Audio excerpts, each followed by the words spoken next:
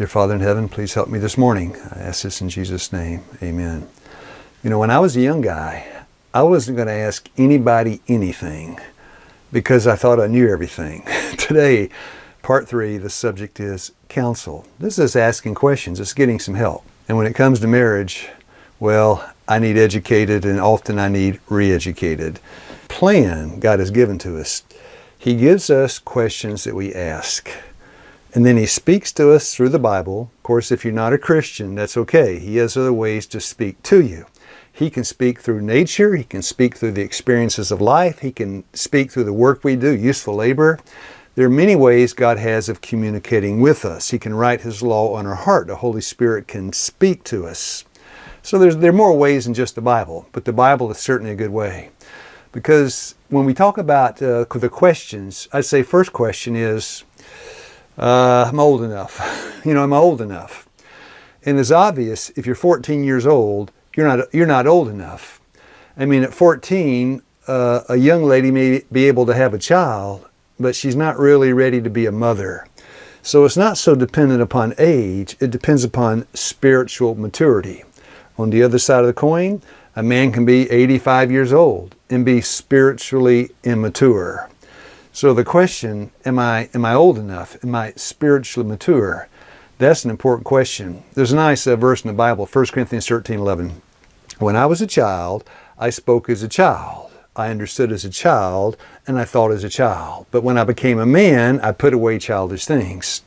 So, the temper tantrums of a 3-year-old shouldn't be seen in a man. And a man, if he substitutes a violent temper, well, he can't use that with his wife. It'll get him nowhere. There's certain things we need to leave behind in the cradle. But there are certain things we need to carry with us. In John 1:47, Jesus saw Nathanael. He said, an Israelite indeed in whom there's no guile. Children, basically, what you see is what you get. There's no guile in a child. And that's something we need to take with us. The simplicity, sincerity, and honesty, these are the things we want. So the husband and wife. This is our garlic harvest this year, right? It's a nice piece of garlic, right? Looking forward to having that. It's been harvested. Darlene's drying it on a rack outside. And this is also a piece of garlic. I mean, they're quite different, aren't they? They're really quite different. I mean, one's kind of bigger than the other. And men and women are the same. They're very different. I'm not saying the man's always bigger, but they're very different. And as they relate with each other, it's a miracle, divine grace, that two people that are so different can be called in the Bible one flesh. Genesis 2:24, it said a man's going to leave his mother and his father cleave unto his wife. These two shall become one flesh. Now, how does God do that? How can He take people, men and women are different anyway, but take two people, put them in a union in a home, and then bring unity and peace and serenity out of that kind of relationship? Well, God's able to do it. Now, before we start, if you're thinking about going into debt, it's good to get counsel. But you don't counsel with somebody that's into debt up their eyeballs, right? So the same with marriage relationships, with preparing for marriage. You don't counsel with somebody that's never been married because they don't understand the landscape. Find somebody that has an established marriage, that has survived the test of time, and maybe had some children. That really helps with spiritual maturity and is very merciful. You want someone, when they speak to you, to exercise some mercy. And if they're missionary minded, I mean, they have a care and concern for those around them. You get all these qualities working, and of course, spiritual maturity. You find somebody like that, and you ask them if they'd be willing to counsel with you regarding marriage. And that's a good first step. It helps you to see the right questions to ask. For instance, if someone were to say to me, you think if I'm drinking at the bar, I should get a third driver that's sober to take me home like Uber? I'd say, well, that's not the question. The question should be, should I go to the bar in the first place? Don't go. So a counselor often helps to frame the question in the right way.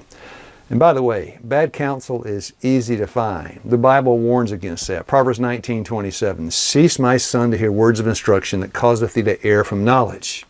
You want to stop your ears when it comes to bad counsel. And everybody seems like they have a lot of things they want to share with people, especially when it comes to the subject of marriage.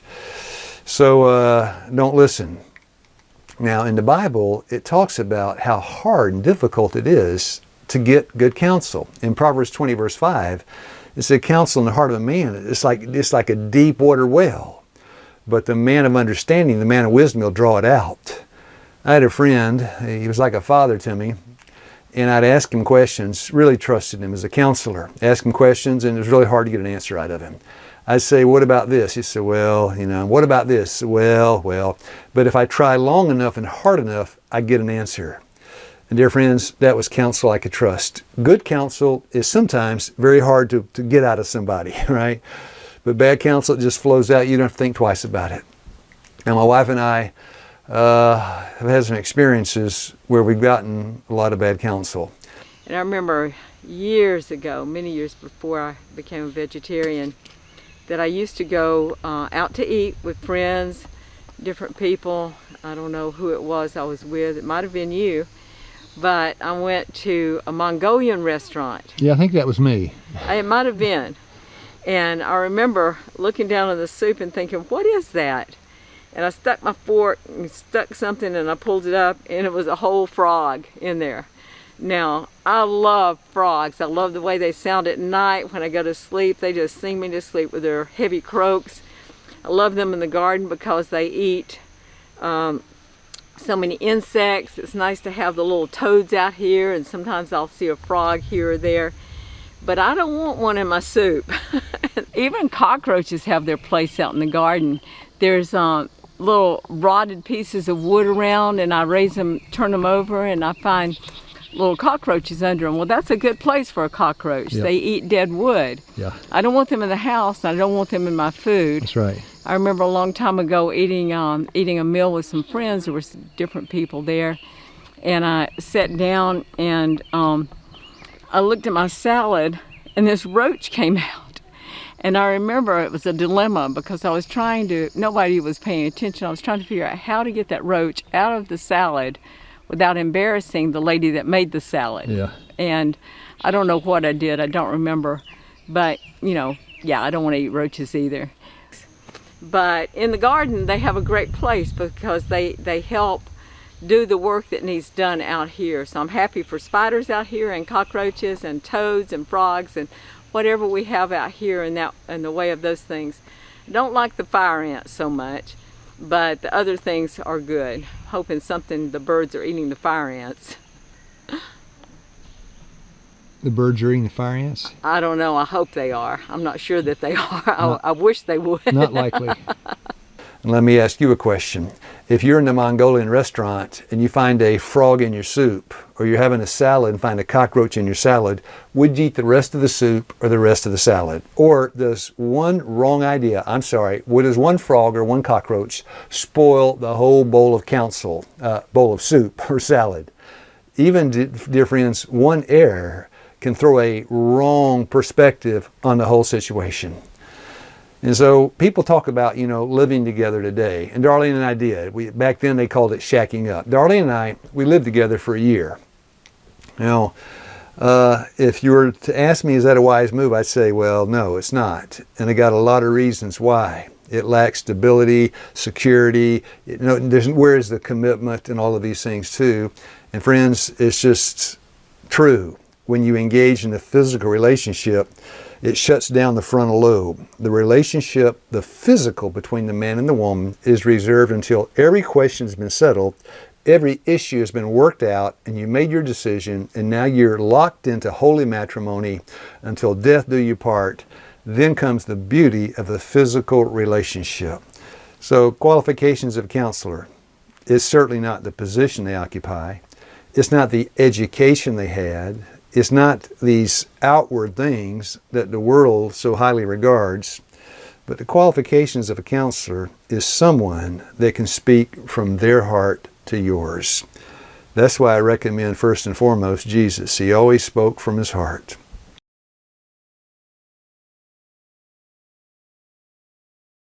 After Darlene and I got married, we moved out to Mentone, Alabama. And Darlene got a real interest in gardening. And we were talking about fertilizer. And of course, at that time, we had access to grass clippings and hay, a lot of different things. But as the years passed by and we lost access to some of those grass clippings and hay and the easy things, Darlene said, well, we can go out into the woods and we can rake up the leaves and we can kind of scrape the dirt. And I thought, now, scrape dirt out of the woods? That's hard work. Well, dear friends, if a counselor tells you that marriage is not hard work, that is bad counsel. Marriage is hard work, but it's work we need if we're going to grow the garden or grow the marriage. Work can be a great blessing. Now, that's good counsel. Are you ready?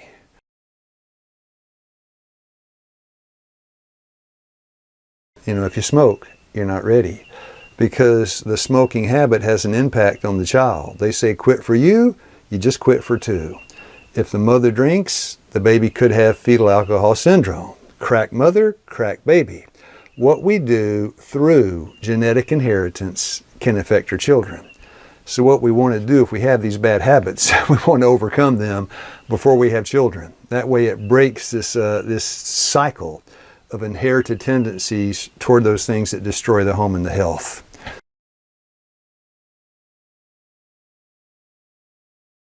Another factor to be considered. Are you a sentimentalist? In other words, are you ruled by your feelings and your emotions? Because, dear friends, feelings and emotions go up and down all the time. And if in your married life you're on a roller coaster, emotional roller coaster, dear friends, it's not a pleasant experience.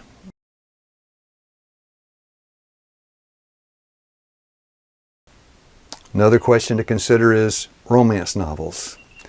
If you're reading things that aren't true, it creates a fantasy world, and it's very difficult to leave that. I know, because I used to read a whole lot of novels. But a good counselor helps to break down the air castle, and that's an air castle in which you can never live. It's false thinking. The gnats are bad this morning. They're trying to get in my face. You asked me about what I've read at different times. What kind of reading did I do? In the summer times, we would go to the library in the nearby town. I read anything and everything. I read romance novels, I read good literature, I read science fiction, whatever it was. And then I also started reading more things that weren't fiction, but New Age books, things like that. I remember even in high school checking out a book from the library, and it was on, I don't know, maybe it was yoga or something like that, but I remember trying the things that I read in the book. And so I remember reading that you should drink rice water, soak rice, raw rice, dry rice overnight, and let it sit in the water, and then drink that the next morning. That was supposed to be healthy. So I started doing that, and I have no idea what I was drinking, or it was just white rice. I don't know if I got anything out of it. As an adult, I also continued reading fiction as well as all the other books that I could find. And then at some point, as I started reading the Bible, the Lord seemed to be showing me that I need to get rid of all those fiction books, all those other books that I was reading. And then mainly after that, I read Bible and, things that would be more uplifting. I mean, a good counselor helps you to know what questions to ask. Many years ago, almost 30 years ago, there was a young lady living in her home, and she was interested in a husband. She made a list of what she wanted in a man. And so she showed us the list. It said tall, handsome, sing like an angel, and all these long qualifications. Dear friends, they were all on the outside. There's nothing about the heart, the inside. That's the wrong kind of list to have. One of the first things you look for is a surrendered heart. And who can know that except God? That's why He's the best counselor. You say, well, I don't believe in God. Well, you can still begin with the Bible.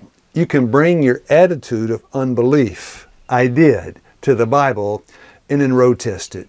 Read Proverbs 31, the chapter, Proverbs 31. It gives you a detailed description of the kind of thing you look for in a potential mate. It gives you the ideal wife. I could read that as an atheist and say, this is the real deal. I have struck gold. This is the real McCoy. So I encourage you, no matter what your thoughts may be on the Bible, give it a try. Go to Proverbs 31.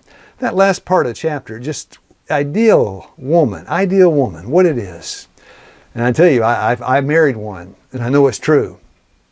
But the spirit of a man, the spirit that he brings into the marriage, it has to be characterized by self-denial and self-sacrifice. Because if the man or the woman, it's a me-first relationship, well, she's taking care of herself, he's taking care of himself, and dear friends, who's taking care of each other? So if a man has his sights set on making his wife happy, and she has her sights set on making him happy, my dear friends, it's a no-fail situation. If you need some counsel and don't have anywhere to turn, I suggest turn to God. He'll hear you. If you want a human voice to speak to you, call me. If you're a man, you're looking to perhaps investigate the possibility of getting a mate, give me a call. I'll stick my cell phone number down here at the end of the video. And if you're a woman, you call me and I'll transfer you over to my wife. Now, I'm not saying we have all the answers, but we know somebody that does. And be happy to speak to you at any time. Just give us a call. And may God bless you and direct you to the right person to give the right word at the right time.